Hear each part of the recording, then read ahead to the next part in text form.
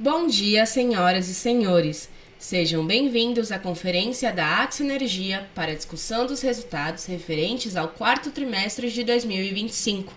Estão presentes aqui hoje senhor Ivan de Souza Monteiro, presidente da Axia Energia, senhor Eduardo Ayama, vice-presidente financeiro e de relações com investidores, senhor Antônio Varejão de Godoy, vice-presidente de Operações e Segurança, senhora Camila Araújo, vice-presidente de Governança e Sustentabilidade, senhor Hélio Wolff, vice-presidente de Estratégia e Desenvolvimento de Negócios, senhor Ítalo Freitas, vice-presidente de Comercialização e Soluções em Energia, senhor Juliano Dantas, vice-presidente de Tecnologia e Inovação, senhor Marcelo de Siqueira Freitas, vice-presidente jurídico, senhor Renato Carreira, vice-presidente de Aprendizado, Gente e Serviços, senhor Robson Pinheiro de Campos, vice-presidente de Engenharia de Expansão, e senhor Rodrigo Limpe, vice-presidente de Regulação Institucional e Mercado.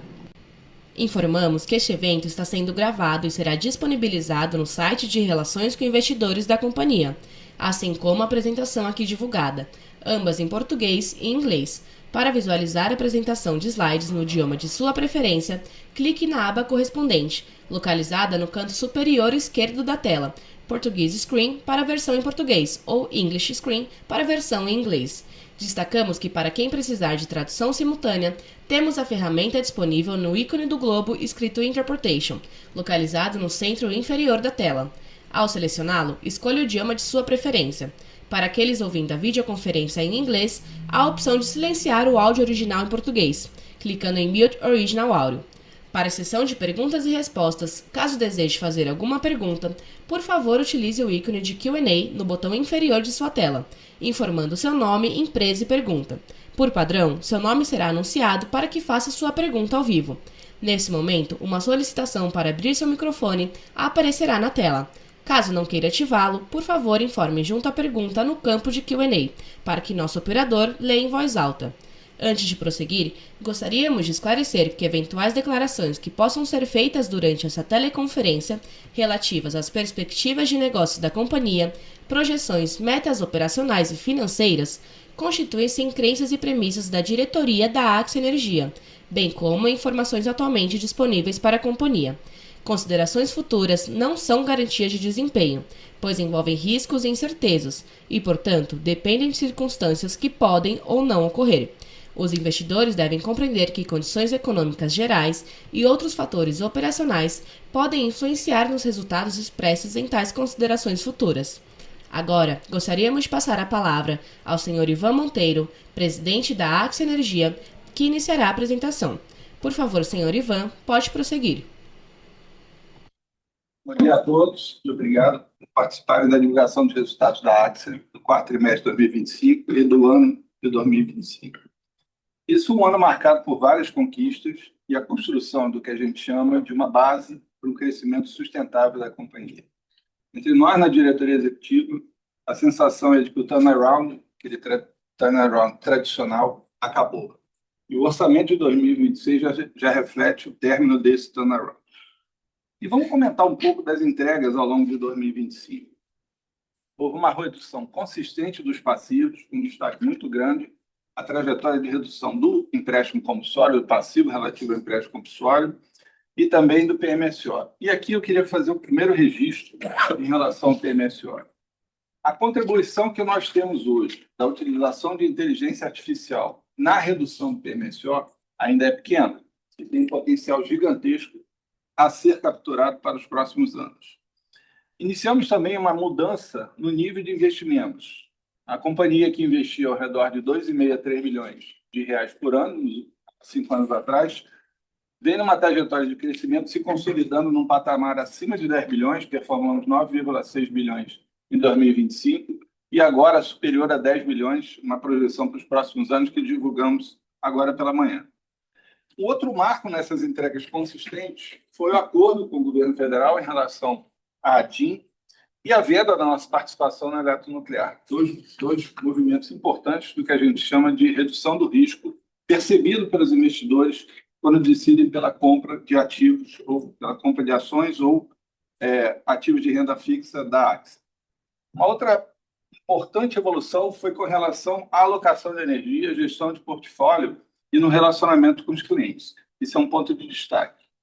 Na alocação de capital e crescimento, queria chamar a atenção para o volume de dividendos distribuídos esse ano, relativo ao resultado de 2025, 8,3 bilhões de reais.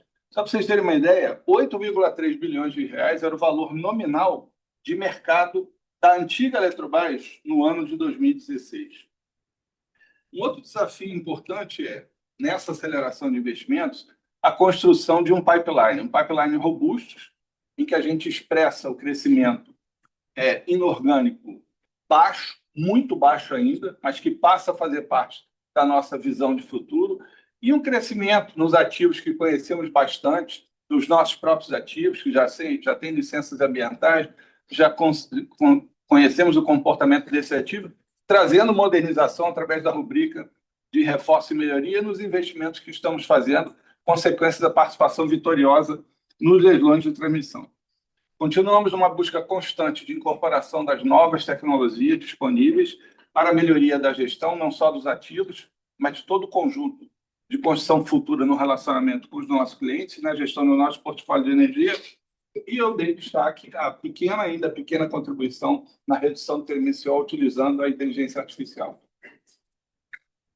Passando para a fase que leva um tempo maior ainda, que é a fase de transformação cultural, eu queria chamar a atenção de que essa mudança, né, mudança que nós promovemos no nome da Axia, né, agora para a Axia, beleza, vai para a Axia, não é só mudar o nome, não é só apenas transformar e ter uma nova logo, é mudar a atitude, é ter cultura de dono e ter uma gestão totalmente focada na geração de valor e na criação de valor.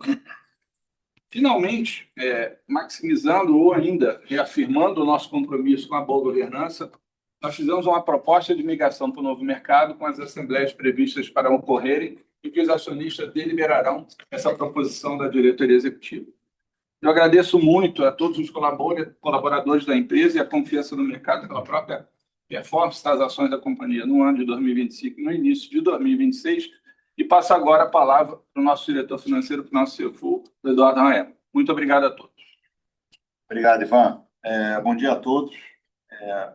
Antes de começar a apresentação no slide 7, eu queria destacar o que o Ivan acabou de comentar, né, que para a gente é o fim do turnaround, e de fato agora uma agenda só de futuro.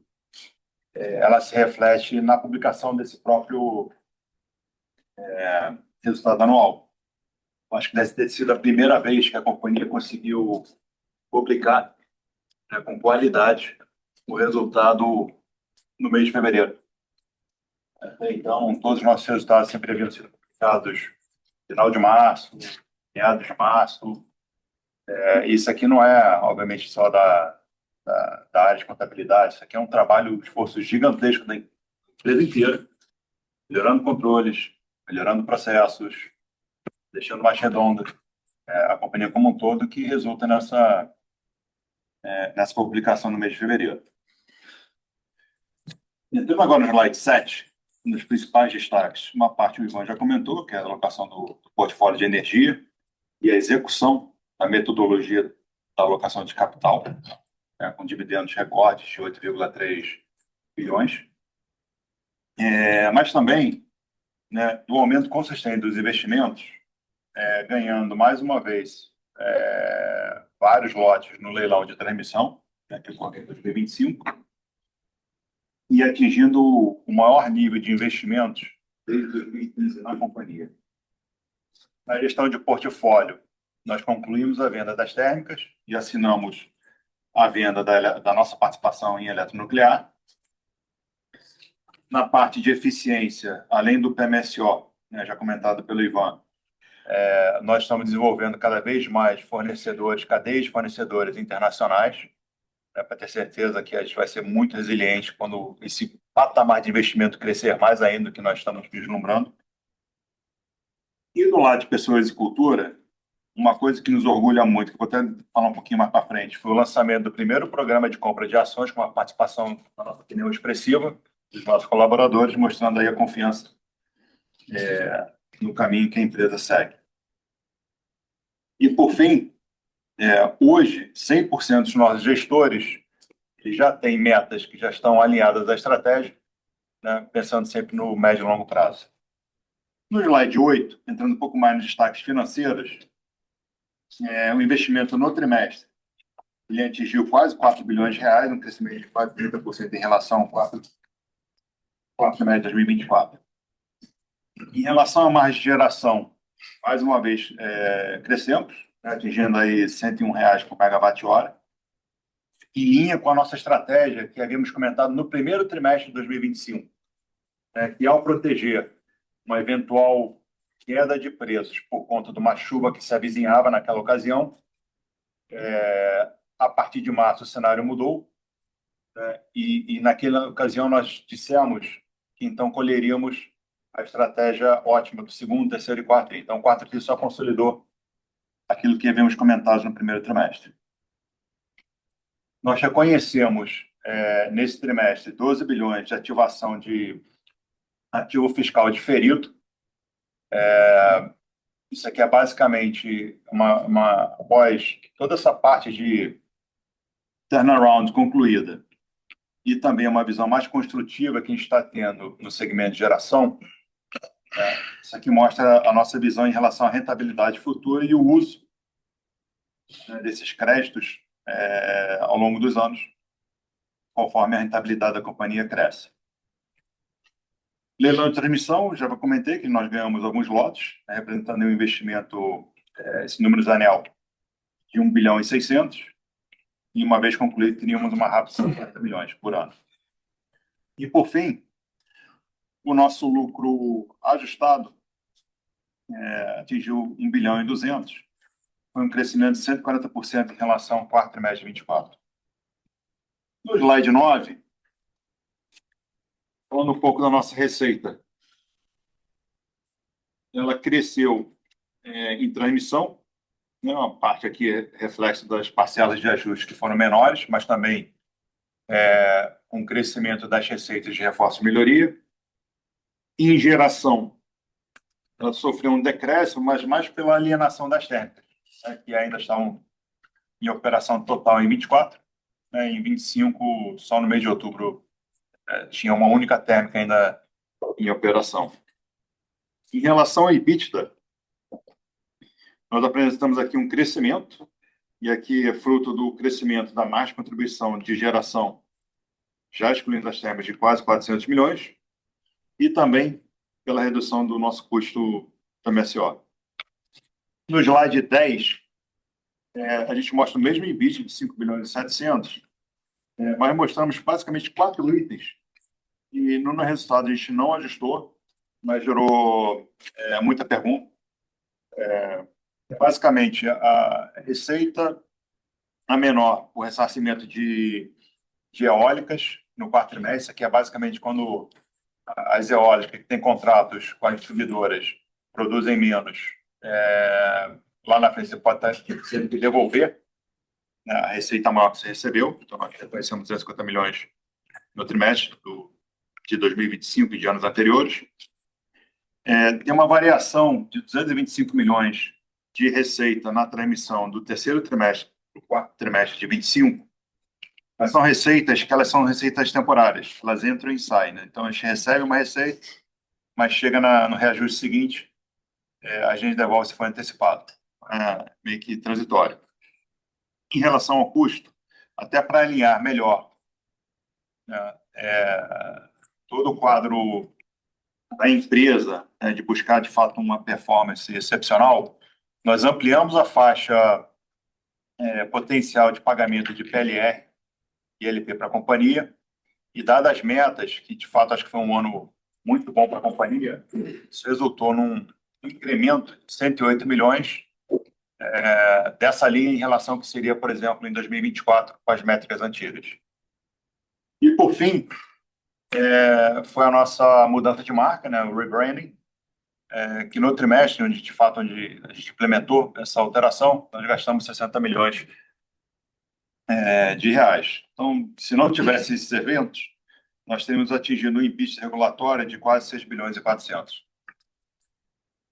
No slide 11, em relação ao lucro, acho que aqui o principal destaque é o reconhecimento do ativo fiscal diferido, que eu havia comentado, de 12 bilhões.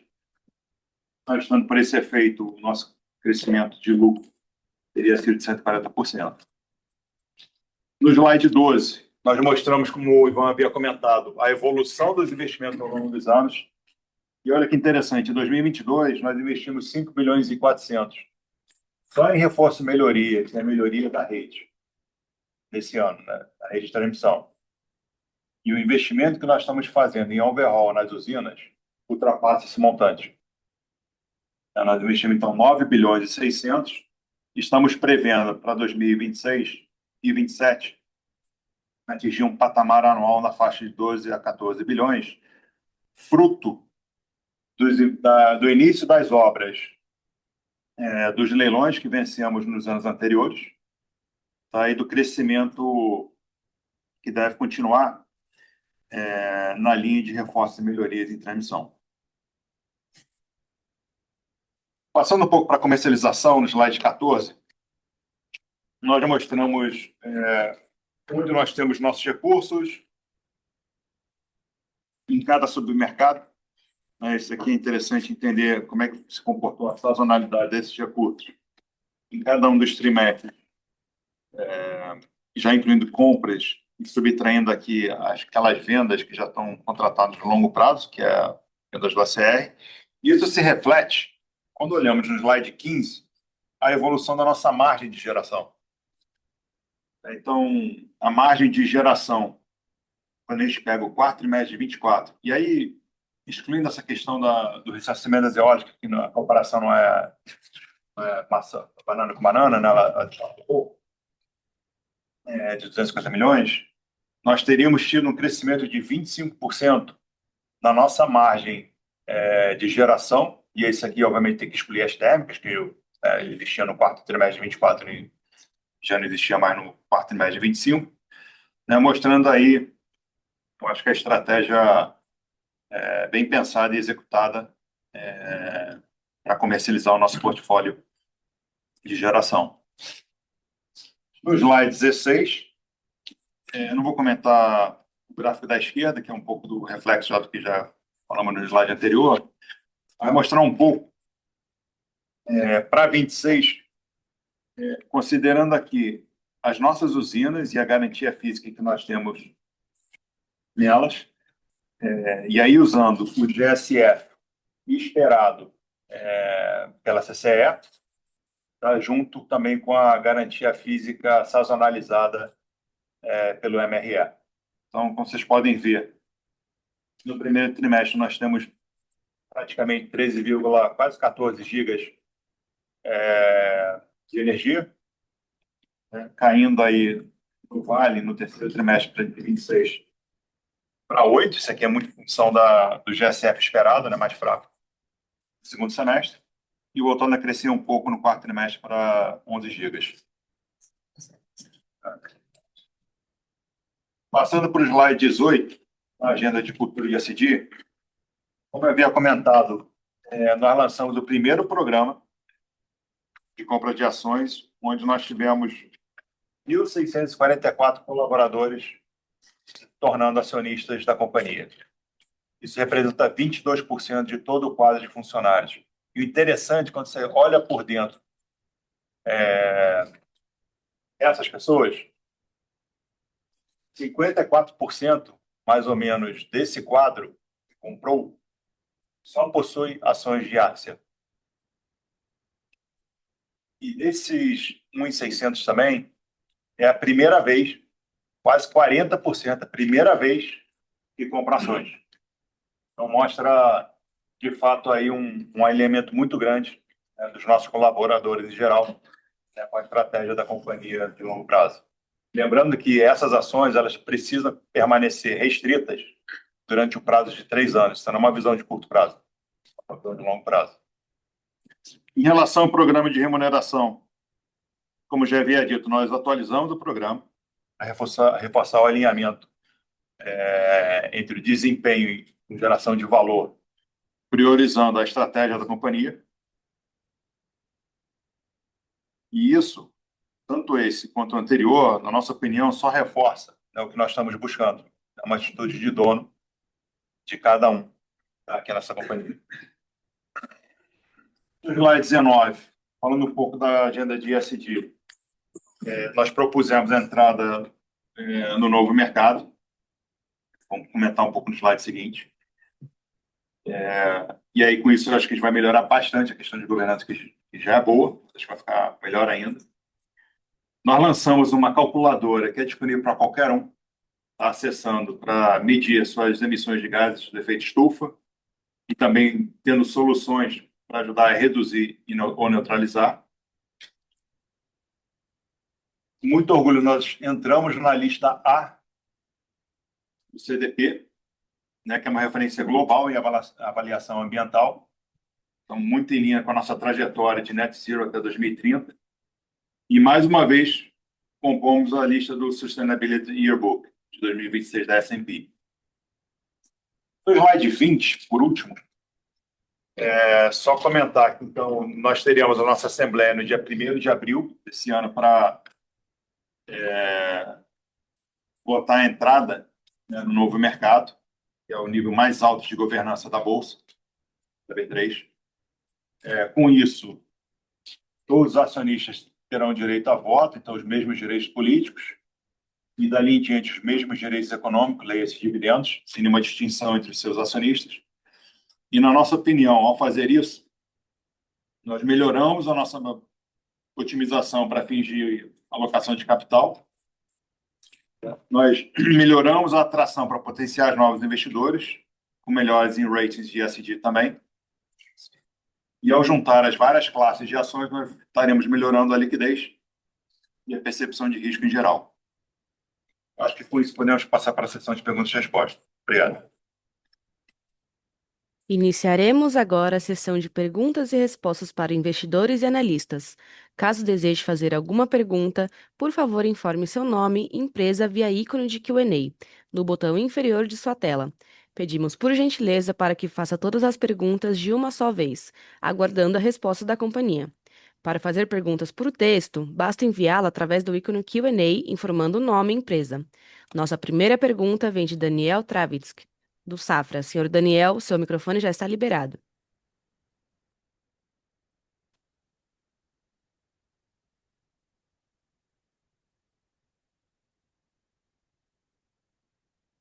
Fala pessoal, obrigado pela oportunidade. Bom, tenho duas perguntas aqui do meu lado. A primeira é sobre o lucro bastante elevado que vocês reportaram esse trimestre, né? Eu queria mais perguntar como que esse resultado aqui ele pode se refletir em distribuições futuras aí de dividendo, né, e alocação de capital da companhia, tá? Essa é a primeira pergunta. E uma segunda pergunta, né, olhando para o pipeline de leilões, né, que a gente tem aí esse ano, né, tanto de geração aí nos LR Caps, né, esse de março e futuramente o de bateria, tanto como nos leilões de transmissão, né, que vão ter bastante relevantes esse ano. Queria entender como que a empresa está enxergando essas oportunidades, aí se puderem dar um pouco de cor para a gente, como vocês enxergam isso. Muito obrigado. Obrigado. Iniciando a resposta, com relação à alocação de capital e dividendos, a gente trabalhou muito com o resultado estrutural da companhia, né? O resultado estrutural e sua previsibilidade. Isso nos dá muita tranquilidade em relação a que a gente venha capturar, e que a gente acabou capturando em relação ao preço da energia. Mas aquelas condições que estavam sob a gestão da administração, elas foram implementadas. E, por fim, a previsão sobre o que vem a ocorrer no futuro, você deu um destaque muito grande ao lucro líquido do quarto trimestre, mas eu queria colocar o resultado consistente da companhia desde a privatização. Desde a privatização houve uma captura e um trabalho intenso de redução das liabilities, de redução dos passivos, de diminuição do PMSO, da adequação da estratégia e, principalmente, no fundo, também uma mudança na cultura que foi já bastante destacada pelo Haiama. Mas eu passo a palavra para ele e depois eu passo para o Hélio, para o Hélio falar um pouquinho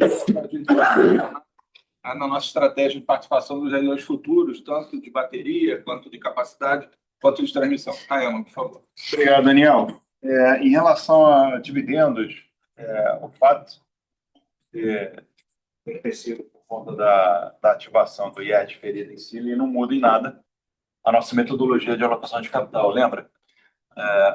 Como nós vislumbramos a alocação de capital, seja em dividendos, seja recompra, seja novos investimentos, a gente sempre olha o horizonte de 5 anos, né, com base numa projeção de fluxo de caixa, alavancagem, né, usando sempre preços conservadores para a parte da energia que não está contratada. E com isso a gente verifica se temos espaço ou não para estar alocando mais capital, seja pagando mais dividendos, ou recompra ou novos investimentos. Então, o lucro em si, foi por conta dessa ativação do IR, por enquanto é só uma visão construtiva em relação à companhia no longuíssimo prazo, né? Não é uma visão necessariamente de curto prazo. Curto prazo, essa metodologia é o que vale. A gente tem, como o Ivan comentou, tem muita coisa ao longo de 25 que ajuda na nossa percepção de risco, mas o lucro, pura e simplesmente, não é o driver para estar declarando mais ou menos. Essa é a nossa visão desse horizonte de 5 anos. Por favor. Obrigado, Daniel. Bom dia para todos. A gente já comentou aqui no passado, quer dizer, a atividade de leilão e transmissão acaba sendo uma atividade contínua do grupo, né? A gente vem, desde 23, participando ativamente dos leilões, né? Então, só para dar uma ordem de grandeza, aí a gente ofertaram cerca de 39 lotes de transmissão, desde 23 para cá. O grupo Axia participa, né? E aí sempre competitiva, com muita responsabilidade, sempre muito foco em geração de valor. A gente participa em 34 desses 39, então aí se a gente estuda quase todos, se não todos, eventualmente a gente descarta participação em alguns, e faz isso sempre de uma forma muito técnica, muito objetiva. Desses 34 a gente participa, a gente, né, acaba tendo sucesso em 9. Então esse é o histórico recente.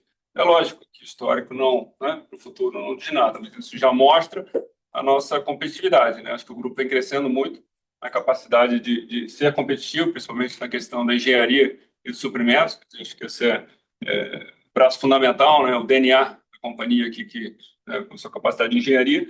Então, isso a gente traz, logicamente, para 26, né? E 26 a gente enxerga já de forma mais organizada, pelo menos 3 leilões, né? Quer dizer, e quiçá 4 ou 5, né? A gente já em março temos 2, você pontuou bem, temos o primeiro leilão de capacidade, né, no qual a gente é permitida a participação de hidro. A gente já comentou também, a gente fez com muito bons olhos, né? E o Ivan relatou no início a questão de pipeline. Então, só em capacidade de hidro, a gente olha um potencial do grupo no médio e longo prazo de até passando aí 6 gigawatts, né? Quer dizer, e uma parcela disso, lógico, a gente vai habilitar e vai participar e vai tentar viabilizar esses projetos no leilão de 18 de março. Em transmissão, na mesma linha, quer dizer, como a gente comentou, a gente vem, né, estuda sempre todos os lotes, tem um leilão agora de 27 de março e outro já pré-agendado para outubro, fim de outubro, e eventualmente tem um subleilão aí, né, do extrato de um outro player eventual, que possa ocorrer mês de abril e maio, e eventualmente a gente olha também. Mas essa atividade ela é contínua, a gente estuda sempre, e a gente, mais próximo do leilão, a gente decide de que forma que vai participar os lotes que a gente vai objetivamente bidar, mas sempre de forma muito séria, muito tranquila, sempre focada muito em geração de valor.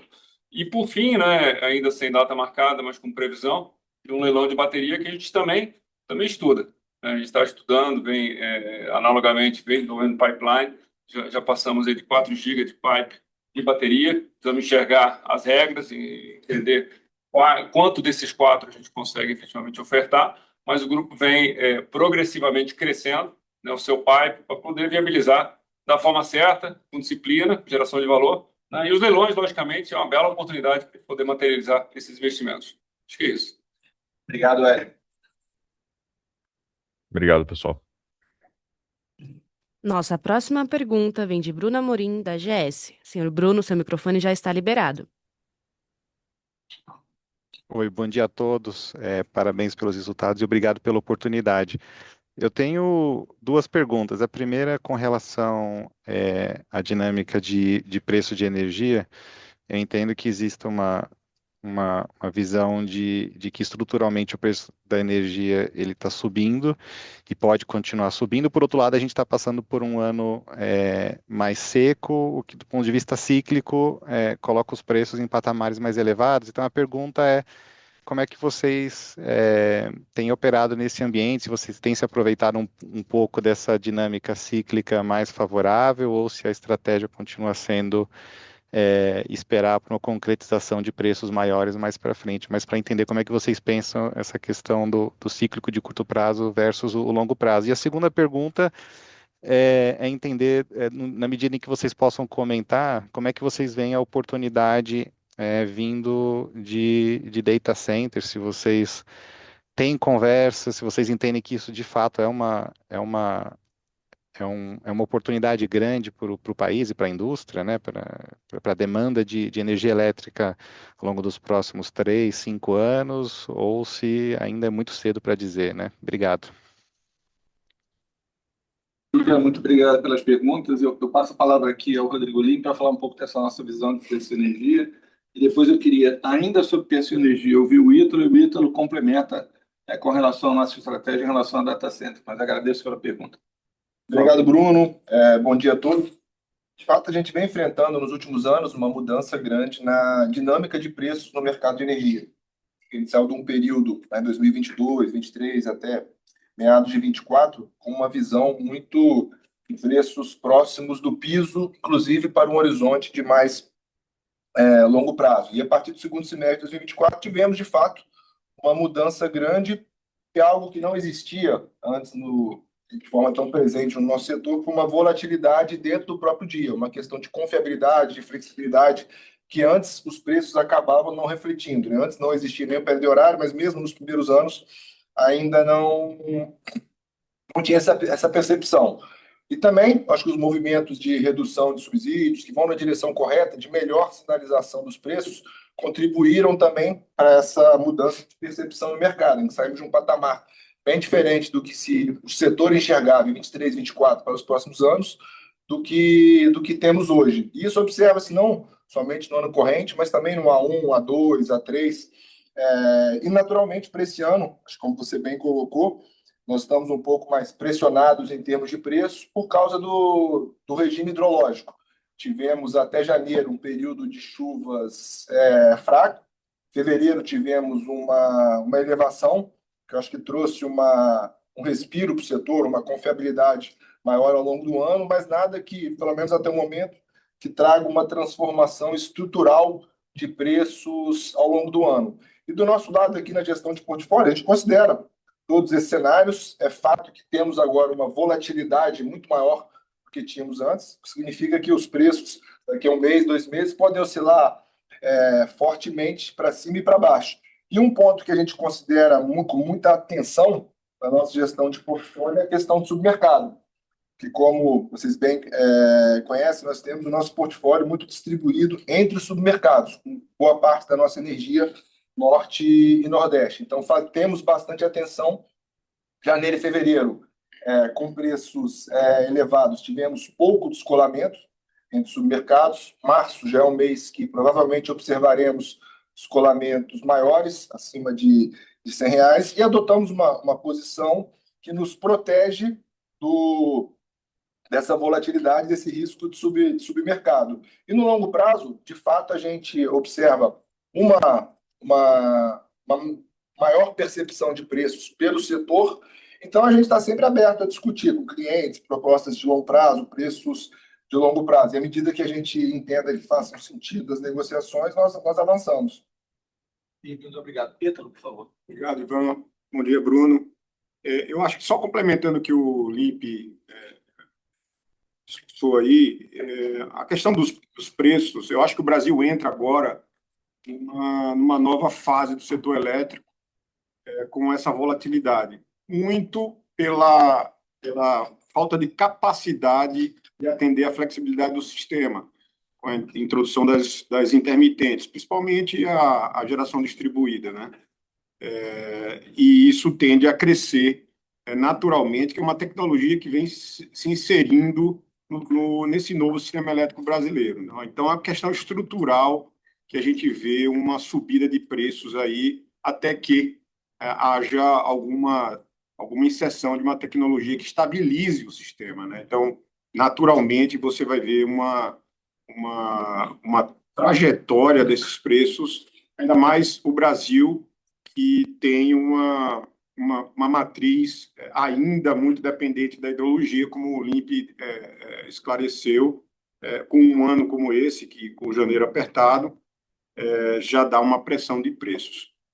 Nesse sentido também, obviamente que a gente vê esse problema de curtailment, principalmente lá em cima no Nordeste, e nessa condição, a necessidade de carga é muito grande naquela região, fazendo com que seja um ambiente interessante para a vinda desses data centers que você mencionou, Bruno. A gente está em conversa com alguns players de data center, players grandes.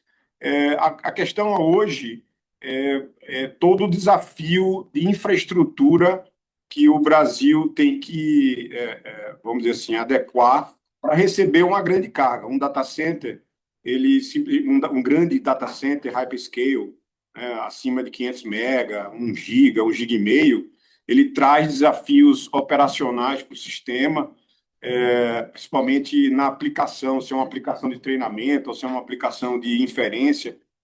Se é uma aplicação de treinamento, ele simplesmente pode parar de uma hora para outra e a frequência do sistema baixar, e o ONS não está preparado para isso. Então, existe um desafio estrutural que se precisa azeitar para receber essas grandes cargas. Mas, naturalmente, o Brasil, principalmente no Nordeste, ele é uma região que vai ajudar muito a ter uma grande carga, né? Então, a gente está, sim, conversando com alguns players, mas observando todos esses pontos que precisam ser azeitados operacionais. Perfeito, muito obrigado. Lembrando que para fazer perguntas, basta clicar no ícone Q&A do botão inferior de sua tela e informar seu nome e empresa. Nossa próxima pergunta vem de Felipe Andrade, do Itaú BBA. Senhor Felipe, o seu microfone já está liberado. Bom dia, pessoal. Ivan, Rayano, todo o time da Axia. Eu queria endereçar com vocês 2 temas, se possível. Primeiramente, falando de comercialização, né, a empresa apresentou ali uma margem de contribuição do ACL e do mercado de curto prazo próxima ali a quase R$300 por megawatt-hora, que na nossa visão aqui representaria um ganho de modulação relevante, ali mais próximo a R$30 por megawatt-hora. Duas perguntas aqui nesse front, né? Assim, considerando o atual patamar de preço que a gente tem observado no primeiro TRI de 26, qual que é o nível, né, que a empresa vem enxergando de ganhos de modulação, mesmo um patamar ou até um pouco mais relevantes, e como que vocês veem o impacto do El Niño nos preços, né, no segundo semestre? E, por fim, se pudessem também comentar, né, se possível, qual seria a melhor expectativa da administração para uma potencial conclusão do processo de migração para o novo mercado? Muito obrigado. Muito obrigado. Relativamente à comercialização, eu vou pedir a participação do LIB em relação a participação do Rayama em relação ao processo de migração para o novo mercado. Também o Rayama e Camila, fica à vontade se quiser complementar, por favor. Felipe, só a primeira que você perguntou sobre modulação, passado no quarto TRI, a gente até coloca na nossa apresentação na parte de anexo, né, que o quarto trimestre gerou por volta de R$15 o megawatt-hora para as hidrelétricas. Então, quando você joga isso na energia que, de fato, a gente tinha alocada, ela vai rodar por volta dos seus 300 milhões, um pouco menos, mais ou menos, aí no trimestre. Tá? E a tendência, obviamente, para frente é que isso, conforme o sistema vai ficando, como o Ítalo bem comentou, com mais inserções aí de fontes intermitentes e demandas que podem estar tendo picos por ondas de calor, que isso aqui cresça no tempo. Mas para frente eu prefiro até chamar aqui os especialistas, chamar o Olympe, por favor, para falar um pouco mais. Não, até como eu comentei, hoje a gente tem cada vez mais presente essa modulação diária, né, essa volatilidade de preço entre as horas do dia. Tivemos, por exemplo, no dia 4 de fevereiro, que foi um dia bem atípico, o preço horário chegou a R$ 1.600. Nesse dia especificamente, a ondulação passou dos R$ 40. Hoje, a gente tem observado, na média, na ordem de R$ 15 a R$ 20, um pouco crescente desse primeiro trimestre em relação ao quarto trimestre, e a tendência é que ela tenha um crescimento nos próximos anos. É claro que novas tecnologias, leilões de capacidade, sistemas de armazenamento, acabam no futuro podendo atenuar de forma relevante. Mas hoje acaba o preço, a sinalização do preço, né, o resultado do PLD diário acaba trazendo esse efeito na modulação, que acaba sendo sempre positivo para as hidrelétricas pelo papel que as hidrelétricas têm e a característica da fonte, que de fato é a única que proporciona essa flexibilidade que o sistema tanto precisa e que de fato precisa ser valorizada. Em relação ao novo mercado, Felipe, bom, a nossa expectativa é no dia 1º de abril ter as assembleias, né, das PNAs, PNBs e ON. Eu acho que o mercado mostrou um pouco, né, do que deve ser a Assembleia, né? Acho que todo mundo recebeu bem. As ações subiram, acho que vocês mesmos, né, e os demais analistas aqui presentes, eu acho que todo mundo entendeu esse movimento, que acho que faz parte do movimento normal, natural, da fase atual da companhia, ocorrendo. Então, a gente está relativamente tranquilo com esse processo. Está esperando aqui poder unificar as classes. A gente está só com uma agenda de futuro mesmo daqui para frente. Camila, se quiser complementar, por favor. Acho que o Ayama falou bem. A gente acredita no modelo, a gente está avançando para as aprovações. Assembleia é dia 1º de abril, mas não é mentira, é de verdade. E vamos fazer as 3 assembleias com a expectativa positiva pelas, enfim, resultados que a gente tem visto e comentários que a gente tem visto e recebido a respeito do movimento. Obrigada. Ótimo, pessoal. Obrigado pela resposta. Obrigado. Nossa próxima pergunta vem de Raul Cavendish, da XP. Senhor Raul, seu microfone já está liberado. Oi, bom dia, pessoal. Vocês me escutam bem? Vocês me escutam bem? Bom dia. Escutamos, Raul, pode prosseguir. Obrigado pelo call. Acho que eu tenho uma pergunta aqui. Pensando nas alocações de energia que vocês divulgam, né, nos materiais de vocês, já desconsiderando o GSF, etc., eu tenho percebido uma dificuldade de reconciliar o volume de energia vendida no trimestre versus as alocações que vocês publicam, né, antecipadamente.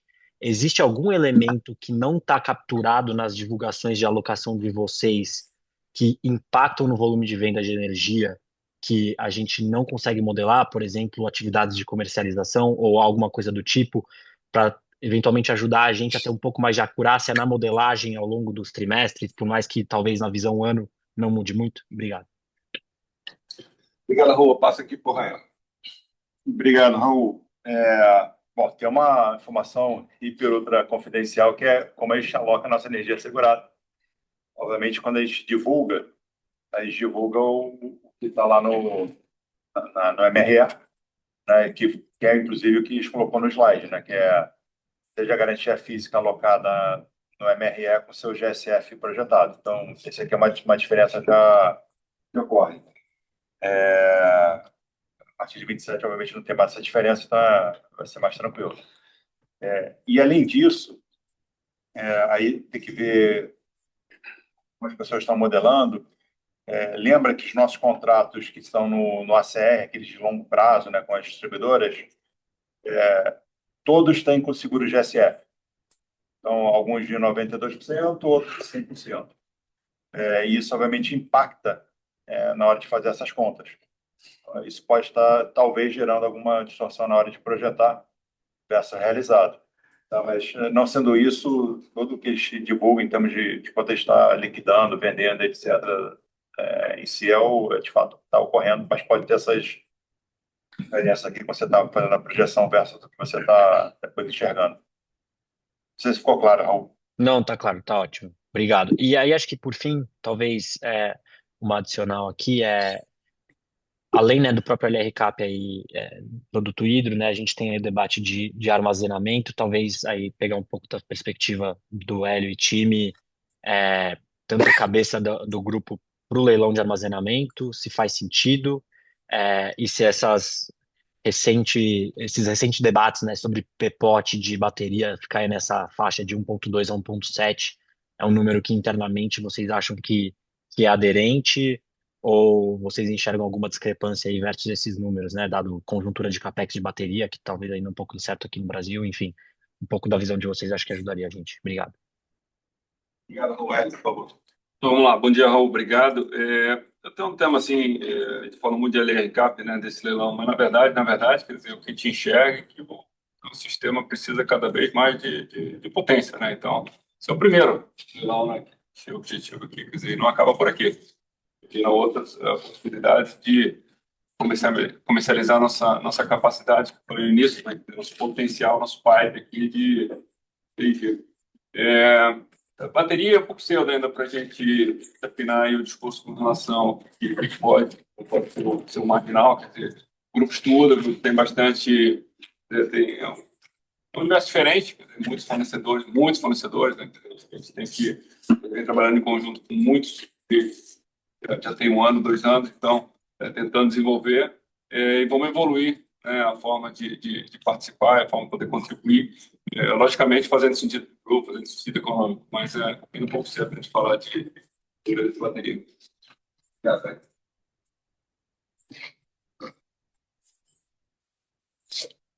A sessão de perguntas e respostas está encerrada. Gostaríamos de passar a palavra ao senhor Ivan Monteiro para que faça as considerações finais da companhia. Bom, queria agradecer a participação de todos e dúvidas adicionais que eu vou encontrar com a área de RI da Axia. Obrigado. A conferência da Axia Energia está encerrada. Agradecemos a participação de todos e tenham um bom dia.